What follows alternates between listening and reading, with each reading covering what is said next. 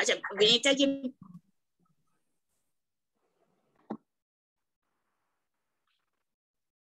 सब लोग अपनी आंखें बंद कर लेंगे, दोनों हथेलियां खुली घुटनों के ऊपर। एक लंबी गहरी सांस लें और जाने दें। एक और सांस लें और सांस छोड़ते छोड़ते ओम का उच्चारण। ओ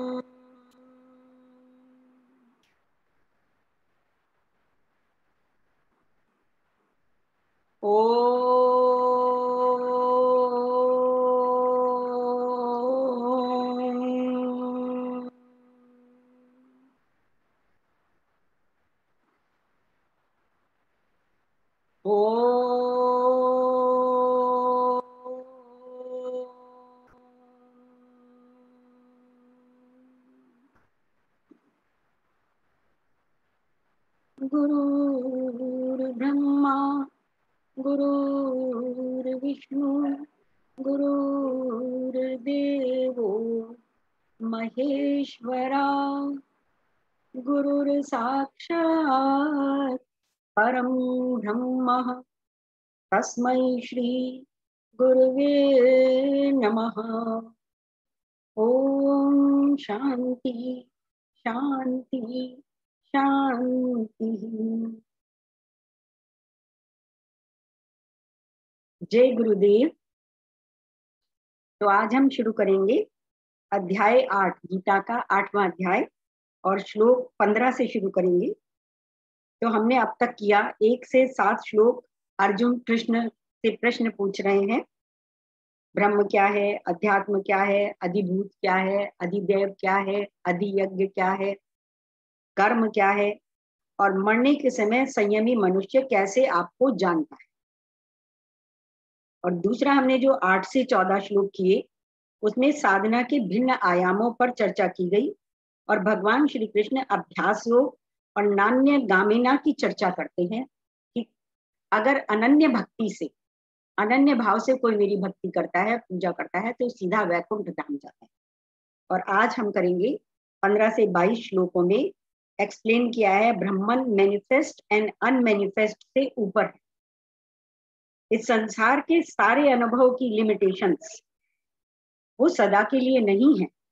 जो इन अनुभवों में लगे रहते हैं कि निरंतर जन्म मरण के चक्र में फंसे रहते, जबकि एक महात्मा सेल्फ रियलाइजेशन को प्राप्त कर पूर्ण शांति आनंद में रहता है और जन्म मृत्यु से फ्री हो जाता है। श्लोक नंबर 15।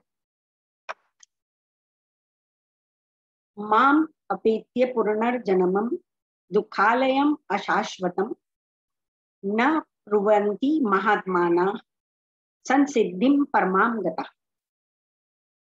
मुझे प्राप्त करके, माम अपेत्य, माम अपेत्य, मुझे प्राप्त करके महापुरुष जो भक्ति योगी हैं कभी भी दुखों से पूर्ण इस अनित्य जगत में नहीं लौटते, क्योंकि उन्हें परम सिद्धि प्राप्त हो चुकी होती। जिसने भगवान को प्राप्त कर लिया, जो नित्य युक्त हो गया, वो एक बार परम सिद्धि प्राप्त होने के बाद इस संसार में दोबारा वापस नहीं आता। Having come to me, the Mahatmas, great souls, are no more subject to rebirth, which is transitory, and the abode of fame. They have reached the highest perfection.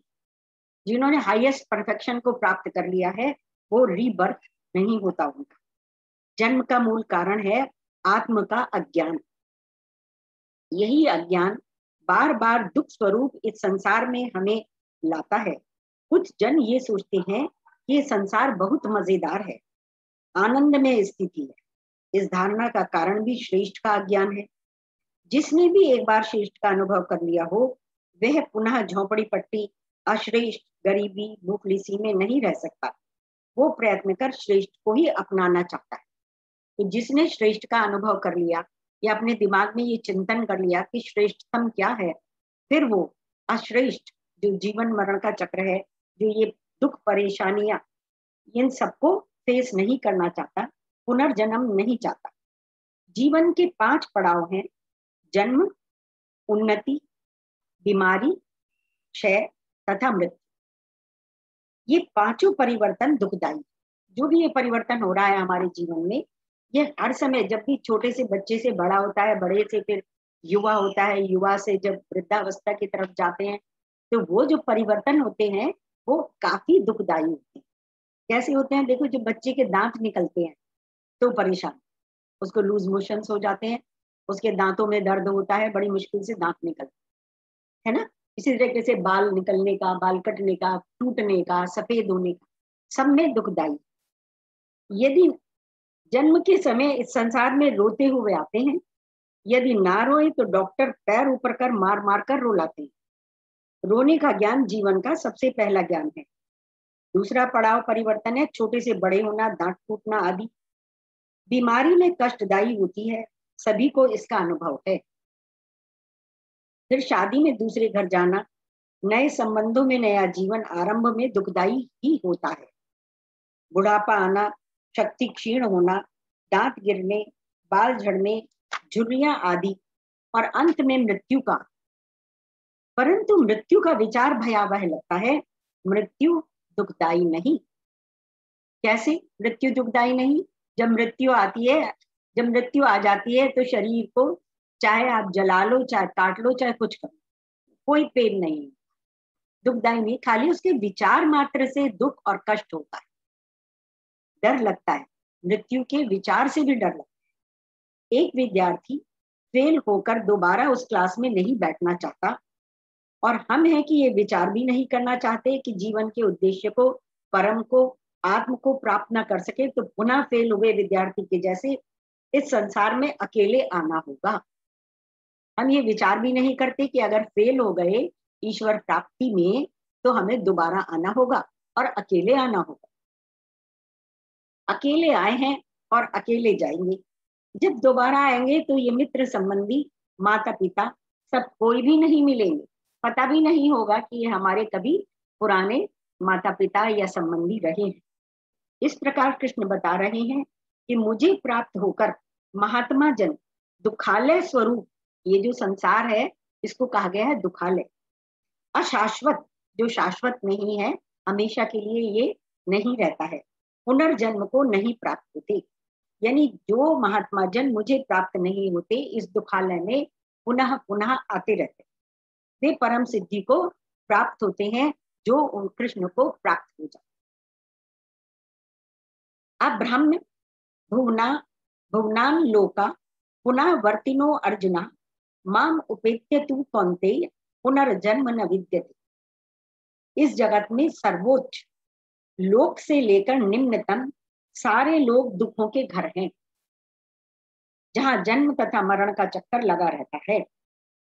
किंतु हे कुंती पुत्र, जो मेरे धाम को प्राप्त कर लेता है वह फिर कभी जन्म नहीं लेता। In English, all the words up to Brahman loka, world of Brahma, are subject to return, O Arjun, but on reaching me there is no rebirth, O Kaunteya. शास्त्रों में गहरे विचारों को समझाने के लिए प्रतीकों का प्रयोग किया गया है। अच्छे को देवता या हीरो के जैसे और शैतानों को, गलत कार्य करने वालों को राक्षसों के जैसे दर्शाया जाता है। कहीं पर अध्यात्म के मार्ग के बीच की बाधाओं को वैतरणी नदी के रूप में प्रस्तुत किया जाता है। कहीं पर सांसारिक सुखों और दुखों को स्वर्ग नरक का नाम देकर समझाया जाता है। इसी तरह कृष्ण जी ने ब्रह्मलोक तक के सब लोगों का चित्रण हमारे सामने रखा है। हर व्यक्ति सुख की तलाश में है, परंतु कुछ जन ये समझना चाहते हैं कि जिस सुख को वह खोज रहे हैं, जिस सुख को वो पाना चाहते हैं, क्या उसे प्राप्त करने के उपरांत उसे वैसा ही सुखद अनुभव होगा जैसा वह सोचता है। मतलब इतना समझदार है, इतने इंटेलिजेंट है बहुत से जन, ये जानना चाहते हैं कि जो सुख की हम खोज कर रहे हैं, अगर हमने वो सुख प्राप्त कर लिया तो क्या वही अनुभव होगा जो हम ख्यालों में सोच रहे हैं, या उससे कम या अधिक होगा। इसलिए शास्त्रों में सुखों दुखों का अनेक प्रकार से वर्णन किया गया है। अध्यात्म एक साधना है, साधना फल के लिए नहीं होती। परंतु मनुष्य मन यह जानना चाहता है कि जो कर्म वह कर रहा है उसका फल क्या होगा। बिना फल को जानने कि भाई उसका फल क्या होगा, उससे साधना ही नहीं होती। वो जानना चाहता है कि जो साधना मैं कर रहा हूँ उसका फल क्या होगा। इसी बात को समझने के लिए अगले 4 श्लोकों में 4 लोकों का चित्रण किया। जो 4 लोक बताए गए हैं मृत्यु के पर्यंत प्राप्त होते हैं, उन 4 लोगों का वर्णन किया गया है। सबसे पहले भूलोक, फिर पितृलोक, फिर ब्रह्मलोक और फिर वैकुंठ धाम। भूलोक, जिस लोक में हम वर्तमान में जी रहे हैं, हमारा आगमन तो हो गया है, प्रस्थान निश्चित। इस आगमन और प्रस्थान के बीच के समय में हम सराय यात्री, विदेश यात्री के जैसे जीवन जीते हैं। यहाँ से हम अपने कर्मों के अनुसार किन्हीं भी अन्य तीनों लोकों को जा सकते हैं। जैसे हम कर्म करते हैं, अगर शुभ कर्म करते हैं तो किसी भी अन्य 3 लोक जो है, पितृलोक, ब्रह्मलोक और वैकुंठ धाम जा सकते हैं। और अगर गलत कार्य करते हैं तो जो पितृलोक और ब्रह्मलोक है उनमें ही जो स्वर्ग नरक है उसमें जा सकते हैं। पितृलोक इंद्रलोक 2 नाम से प्रचलित है। इस लोक के 2 विभाग हैं, एक स्वर्गलोक और दूसरा नरक लोक। कुछ लोग स्वर्ग में जाते हैं, वहां सब सुख सुविधा प्राप्त होती है। नरक में शारीरिक कष्ट, यातनाएं, नॉन स्टॉप प्रॉब्लम्स फेस करनी पड़ती हैं। कुछ जन दोनों लोकों में, स्वर्ग और नरक में जाते हैं और कुछ केवल स्वर्ग में या नरक में जाते हैं। जब उनके अच्छे बुरे कर्मों का लेखा हिसाब पूरा हो जाता है, पुनः भूलोक पर आ जाते हैं। स्वर्ग नरक में जाने वाले, ऐसा होता है कि वो कुछ दिन स्वर्ग में रहते हैं और फिर कुछ दिन नरक में रहते हैं, अपने अपने कर्मों के अनुसार। कुछ लोग बस स्वर्गीय स्वर्ग में जाते हैं, नरक में नहीं जाते। कुछ लोग नरक ही नरक में जाते हैं, स्वर्ग में नहीं जाते। तो इस तरीके से जब उनके एक तरह पुण्य कर्म रिडीम कर लेते हैं तो स्वर्ग से फिर भूलोक पर वापस आ जाते हैं। और जो उनके अशुभ कर्म है, जो उन्होंने पाप किए हैं, उनका जब वो भोग कर लेते हैं, उन्हें जब रिडीम कर लेते हैं तो नरक में वापस, नरक से फिर भूलोक पर आ जाते हैं। गहराई से देखें तो पितृलोक का देवता हमारा मन है।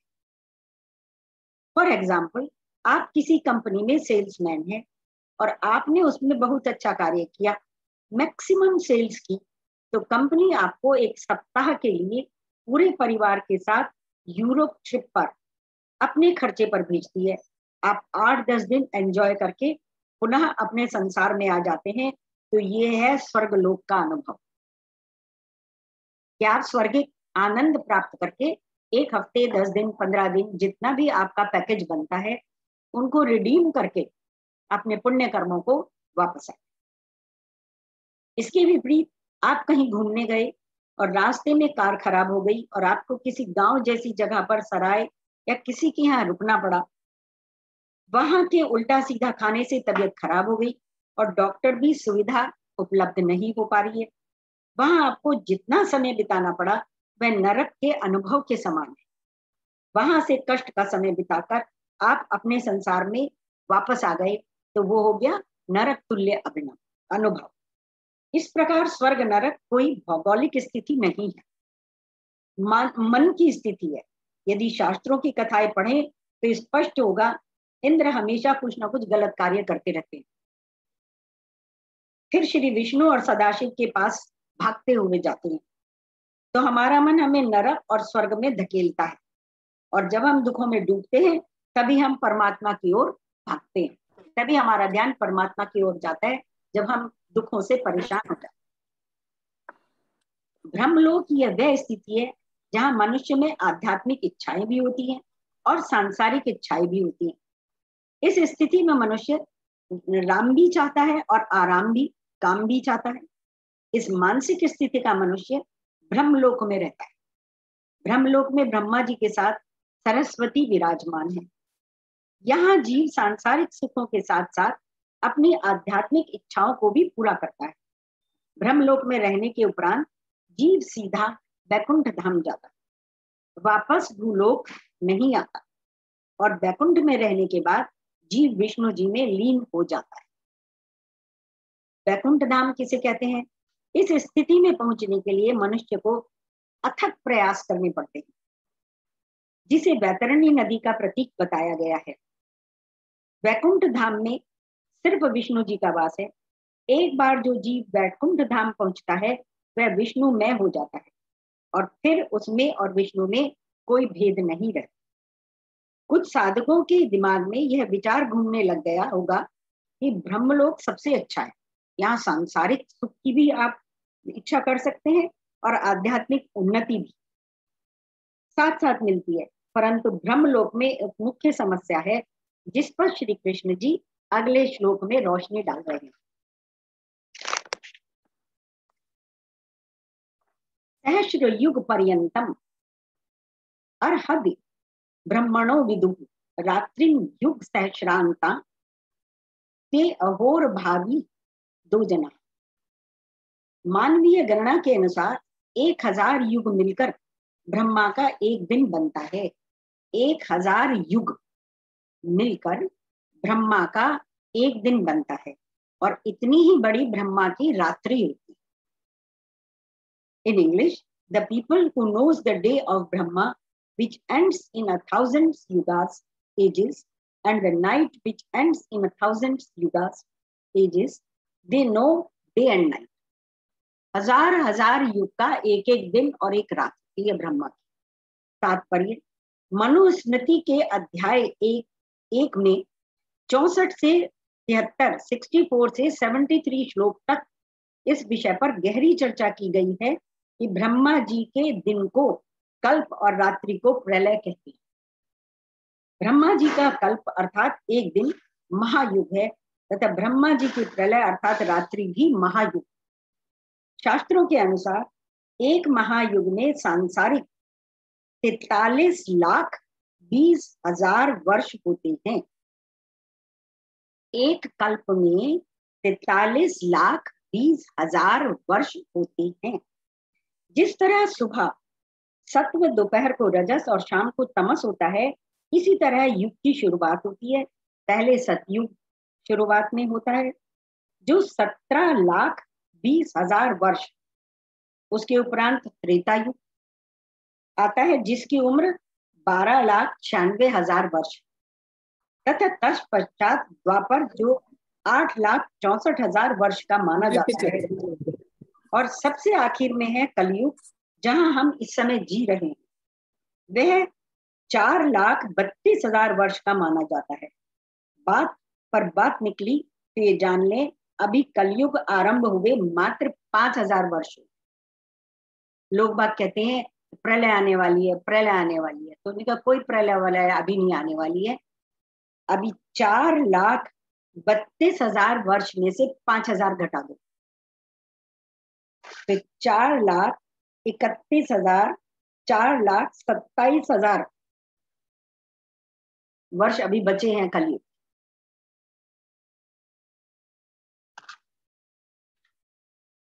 आप सोच रहे होंगे इतने बड़े अंकों को देने की क्या आवश्यकता है, क्या जरूरत है यहाँ पर इतना कुछ बताने की। इसका उत्तर भी श्लोक में ही छिपा है कि दुनिया का बड़े से बड़ा सुख भी उस परमात्मा से छोटा है। 43,20,000 वर्ष में हमारी यह 70 वर्ष की जिंदगी कितनी नगण्य और छोटी है। इन वर्षों को आप कुछ समय के लिए रुपये मान लें और आपको कोई 43,20,000 पेमेंट देते समय 70 रुपए कम कर दे तो क्या आपको बहुत दुख होगा? 43,20,000 रुपए देने में अगर कोई 70 रुपए कम कर दे तो क्या आपको दुख होगा? क्या आप उससे लड़ेंगे?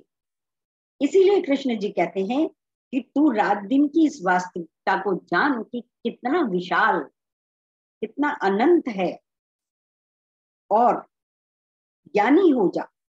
परमात्मा की तुलना में हजारों युग भी बहुत छोटे हैं। इस संसार में बड़े से बड़ा सुख भी ब्रह्म ज्ञान के सामने बहुत छोटा है। सर्वोपरि क्या है? ब्रह्म ज्ञान।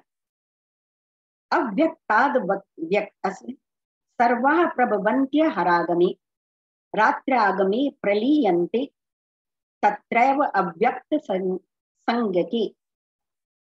अव्यक्ताद व्यक्तया, ब्रह्मा के दिन के शुभारंभ में सारे जीव अव्यक्त अवस्था से व्यक्त होते हैं।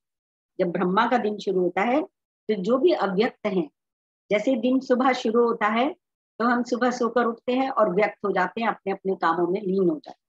और फिर जब रात्रि आती है तो पुनः अव्यक्त में विलीन हो जाते हैं, सोने चले जाते हैं, फिर से अव्यक्त में हम विलीन हो जाते हैं। At the approach of day all manifested stream forth from unmanifested.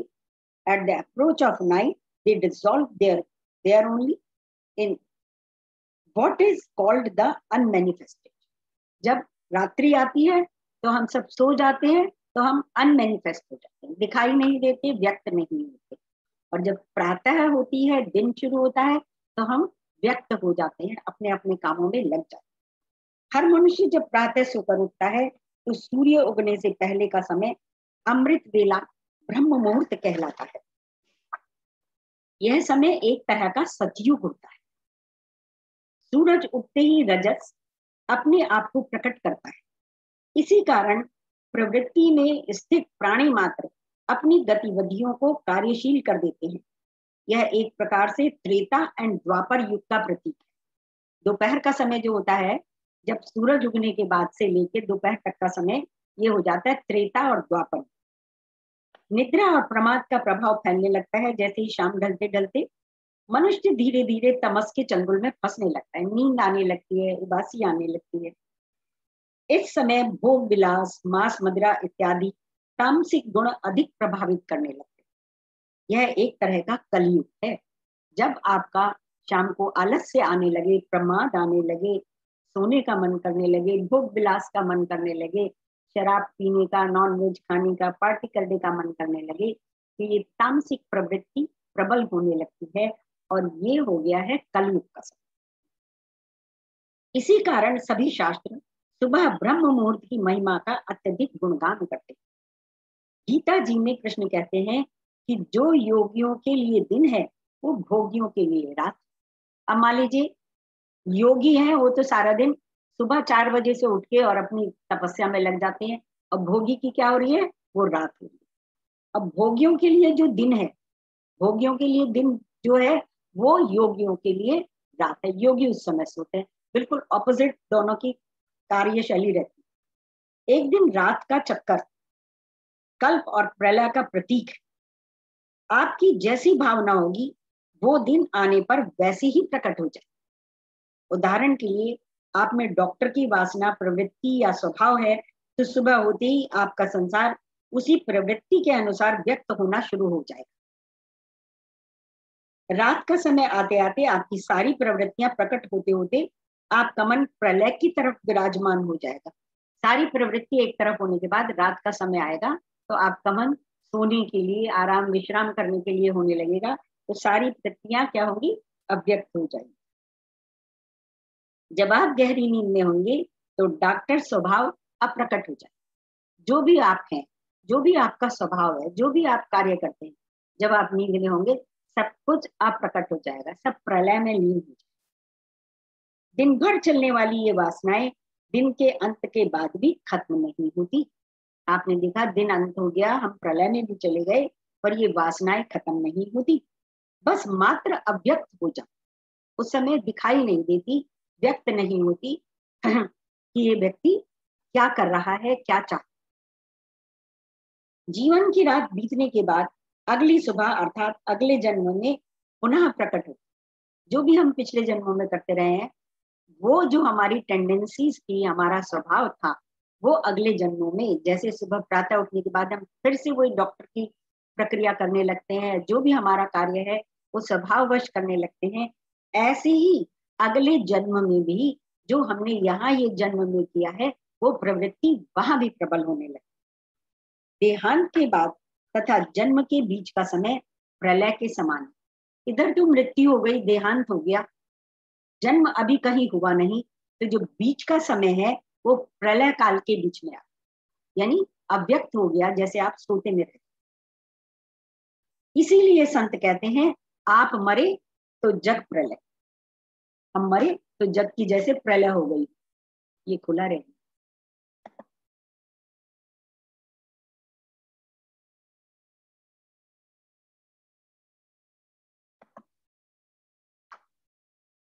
19वां श्लोक। भूतग्रामः स एवायं भूत्वा भूत्वा प्रलीयते रात्रागमे अवशः पार्थ प्रभवत्य हरागमे। जब जब ब्रह्मा का दिन आता है तो सारे जीव प्रकट होते हैं और ब्रह्मा की रात्रि होते ही वे असहायवत विलीन हो जाते। जैसे ब्रह्मा की रात्रि आई, जैसे प्रलय आती है तो हम सब असहाय हो जाते हैं, ऐसे जब नींद आती है तो भी आप अवश हो जाते हैं। तो जैसे ही रात्रि आती है तो सब असहाय से होकर सो जाते। हे पार्थ, इस तरह इन भूतों का समूह उत्पन्न होकर रात्रि के आने पर अवश्य लीन और दिन के आने पर पुनः प्रकट होता है। This multitude of beings being born again and again is dissolved helplessly at the approach of night, O Parth, and it streams forth at the approach of day. तात्पर्य, व्यक्ति के जन्म से ही उसके संसार का सृजन होता है तथा व्यक्ति के अव्यक्त हो जाने पर ही मनुष्य की प्रलय हो जाती है। इसी तरह इस श्लोक में कृष्ण जी बता रहे हैं कि पूरी सृष्टि भी एक समय अव्यक्त हो जाएगी तथा एक समय आने पर पुनः प्रकट हो जाएगी। पता नहीं कितनी बार प्रलय आ चुकी है, कुछ पता नहीं चलता, फिर से सारी सृष्टि प्रकट हो जाती है, फिर से सारी सृष्टि प्रलय में चली जाती है। ब्रह्मा जी का एक दिन 43,20,000 वर्ष का है, तब ब्रह्मा जी की एक रात इतने ही समय की है। भू विज्ञान भी इसी बात को स्वीकार करता है, इस संसार का भी नाश होता है और पुनः यह पुनः पुनः प्रकट हो जाता है। उदाहरण के लिए धरती के भीतर जो कोयला और तेल उपलब्ध है वे कभी पेड़ पौधे तथा पानी के रूप में थे। जो खनिज पदार्थ आज हमें नजर आ रहे हैं वे कभी ना कभी पेड़ पौधों के रूप में मिलते थे। आज जहाँ हिमालय है वहां कभी समुद्र होता था। वैज्ञानिक तो यह भी कहते हैं कि धरती के भीतर की प्लेट्स जब हिलती हैं तो भूकंप आ जाता है। जिस दिन भूकंप का रिएक्टर स्केल हमारी सोच से भी अधिक हो जाएगा उस समय हम कहाँ होंगे यह बताने की कोई आवश्यकता नहीं है। जैसे मनुष्य का आना जाना अवश्यंभावी है, इसी तरह पृथ्वी का भी उत्पत्ति और विनाश निश्चित। ये कोई भयंकर घटना नहीं अपितु प्रकृति का नियम। यदि ये बात सच है तो अपने जीवन को जरूरत से ज्यादा महत्व ना दे, क्योंकि शरीर, मन, बुद्धि, वासना ये सब नाशवान है, परंतु आत्मा अजर और अमर अविनाशी है। इस श्लोक के माध्यम से शास्त्र हमें साक्षी भाव का ज्ञान दे रहा है कि जो कुछ भी अच्छा बुरा घटित हो रहा है उसमें आसक्ति नहीं होनी चाहिए। हमारे साथ गलत घट रहा होता है तो हम कहते हैं हमारे साथ ऐसा क्यों हो रहा है, हमारे साथ ऐसा क्यों हो रहा है। अच्छे को तो हम कभी प्रश्न ही नहीं करते, तो बहुत खुश रहते हैं। तो क्या है, उससे बहुत अटैच नहीं रहना, उसके साथ ज्यादा आसक्ति नहीं होनी चाहिए। जो भी घट रहा है उसे साक्षी भाव से। जहां भी जीवन में जरूरत से ज्यादा लगाव या आसक्ति दिखाई देती है वहीं भीतर का भूकंप आकर उसको कहां से कहां पटक देता है पता नहीं। जब भी ज्यादा आसक्ति होगी तो पता चलेगा अंदर का भूकंप आपको कहां का कहां पटक देगा, आप सोच भी नहीं सकते। अगले 20वें श्लोक में इसी बात को विस्तार से बताया गया है। परस्तस्मात्तु भावोन्य अव्यक्तो अव्यक्तात् सनातनः यह सर्वेषु भूतेषु नश्यत्सु न विनश्यति। अर्थात इसके अतिरिक्त अन्य अव्यक्त प्रकृति है जो शाश्वत है और इस व्यक्त तथा अव्यक्त पदार्थ से परे है। यह परा और पराशक्ति की हमने बात करी थी ना पहले। परा और अपरा कृष्ण की दो शक्तियां हैं, तो उस परा की बात कर रहे हैं जो सनातन है, अनाशवान है, अक्षर है। यह परा श्रेष्ठ और कभी ना नाश होने वाली। जब इस संसार का सब कुछ लय हो जाता है तब भी उसका नाश नहीं होता। संसार जब कुछ प्रलय में लीन हो गया, अव्यक्त हो गया, तो भी इस परा का कुछ विनाश नहीं होता। But these exist higher than the unmanifested, yet another unmanifested being, eternal, which is not destroyed when all beings are destroyed. जब सब कुछ समाप्त हो गया हो तो भी ये पराशक्ति डिस्ट्रॉय नहीं होती। तात्पर्य, उस अव्यक्त से श्रेष्ठ जो अन्य अव्यक्त भाव है, वह सब भूतों के नाश होने पर भी नष्ट नहीं होता। दुनिया को आपकी गाड़ियां, साड़ियां, मकान, दुकान, आपकी ज्वेलरी सबसे अधिक बाह्य रूप से दिखाई देती है। क्या दिखाई देती है? आपका नाम लिया तो आपके साथ साथ क्या क्या चीजें जुड़ जाती हैं। आपके पास कितनी गाड़ियां हैं, आपका कौन सा बिजनेस है, आप कैसे रहते हैं, सब आपका बाह्य रूप से दुनिया को ज्ञान होता है, दिखाई देता है। तो हर व्यक्ति इन दिखने वाली चीजों का ही अधिक से अधिक रख रखाव में लगा रहता है। वस्तुओं से सूक्ष्म शरीर है। शरीर में भी बाहरी शरीर जो दिखाई देता है उसको ही सुंदर बनाने में लगे रहते हैं। जो सबको दिख रहा है ना, दूसरे जनों को, उतने ही शरीर को सुंदर बनाने में लगे रहते हैं। शरीर से सूक्ष्म शरीर के भीतर के अंग हैं, होते हैं, क्योंकि वो दिखते नहीं इसलिए उन पर कम ध्यान दिया जाता। आपने अंदर कुछ भी पहन रखा हो, आप यू आर नॉट वरीड, ऊपर से दिखने वाले कपड़ों को आप विशेष ध्यान देते। शरीर से सूक्ष्म शरीर के भीतर के अंग होते हैं, क्योंकि वो दिखते नहीं इसलिए उन पर कम ध्यान दिया जाता है। मन भी धन और तन की तुलना में कम व्यक्त होता है। धन, मन भी जो है ना आपका, धन और तन की तुलना में धन भी दिखाई देता है, तन भी दिखाई देता है, और मन दिखाई नहीं देता। उसके कंपैरिजन में वो कम व्यक्त होता है। और जब मन अव्यक्त होता है तो तन और धन के माध्यम से ही व्यक्त होता है। जब आप मन भी किसी को गिफ्ट भी करते हो, कोई चीज आप गिफ्ट करने गए हो, अपने मन को दिखा रहे हो कि मुझे तुम्हारे लिए बहुत ज्यादा प्रेम है, प्रदर्शन करते हो, तो पता चलता है महंगी से महंगी, बढ़िया से बढ़िया आप उसको देते हो, और ये जताते हो, अपने भाव को जताते हो कि हाउ मच आई लव। तो जो आप अपना भाव भी दर्शा रहे हो वो भी धन के माध्यम से दर्शा, तन और धन के माध्यम से ही व्यक्त होता है। बुद्धि तो तन मन धन से भी सूक्ष्म है, तथा लोगों की नजर इतनी पैनी नहीं है कि वह आपकी बुद्धि तथा ज्ञान की अनुभूति को, अभिव्यक्ति को देख सुन सके, समझ सके। कहाँ इतनी समझ, इतनी ध्यान कौन देता है? जैसे उन्होंने धारणा बना लिया आपके बारे में एक बार, वो धारणा उनकी पक्की रही, वो आपकी बुद्धि को, आपकी समझ को, आपके अनुभव को अनुभव ही नहीं कर पाते।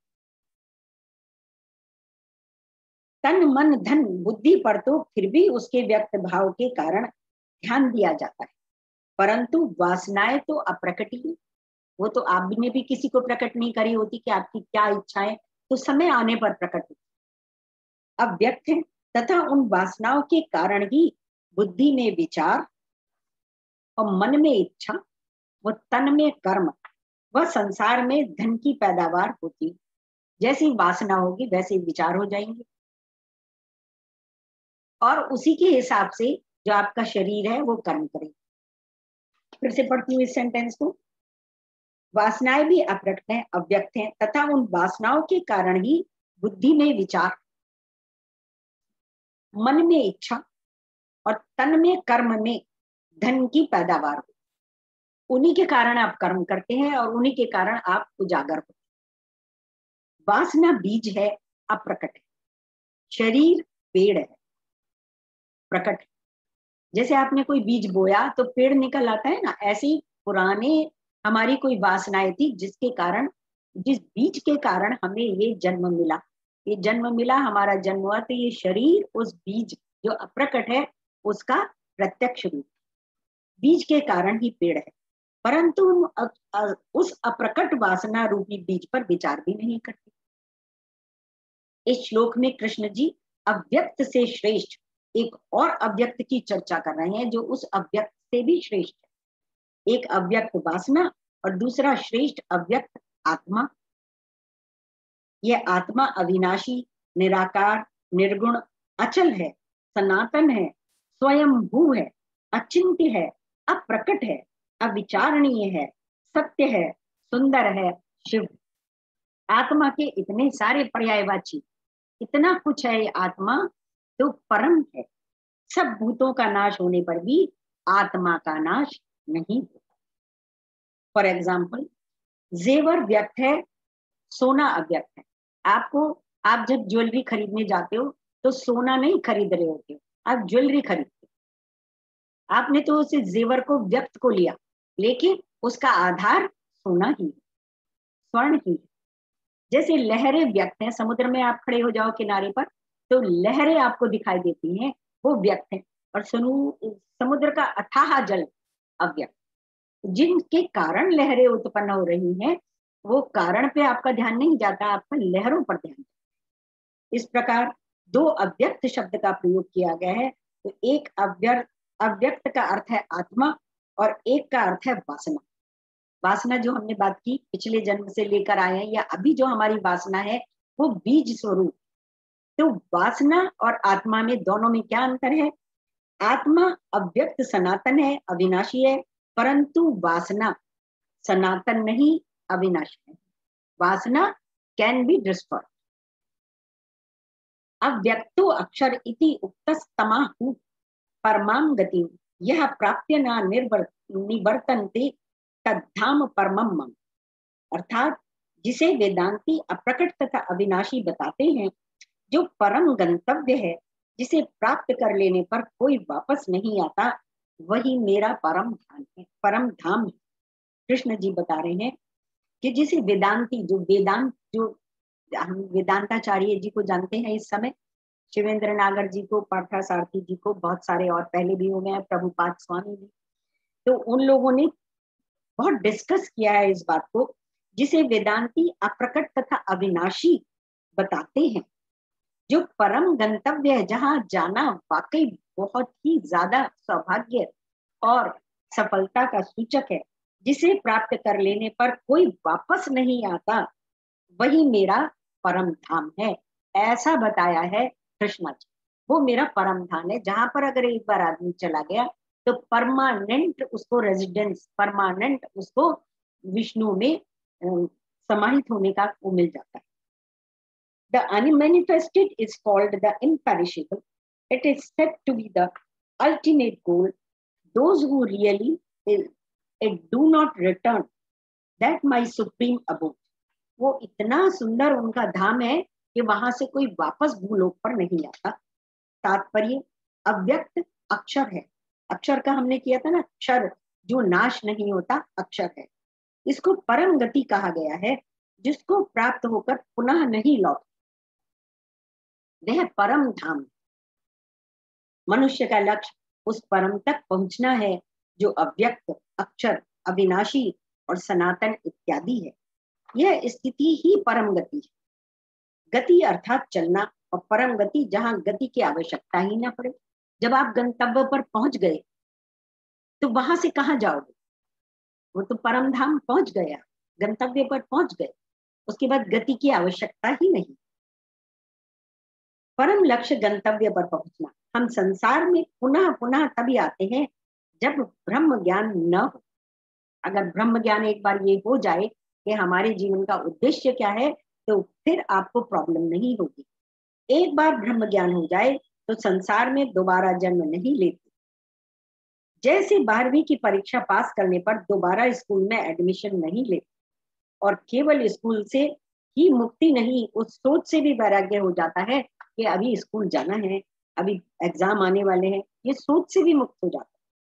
कॉलेज में पहुंचने के पश्चात आप हर उस बंधन से मुक्त हो जाते हो जो बंधन स्कूल में बांधता था। एक बार मुक्ति का अनुभव कर लिया तो दोबारा बंधन में नहीं घुसना चाहोगे, दोबारा बंधन को एक्सेप्ट नहीं करोगे, नहीं बंधना चाहोगे। आज के लिए इतना ही।